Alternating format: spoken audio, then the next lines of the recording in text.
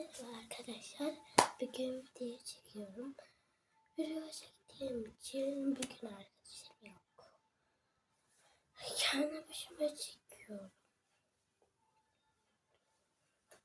Kendi başıma çektiğim için like atmanızı istiyorum. Şimdi çektim. Güzel giyindim. Çekmek istedim. Evet. Bugün bir videom var ama izlenmiyor. İzlenmediği için ben buradayım.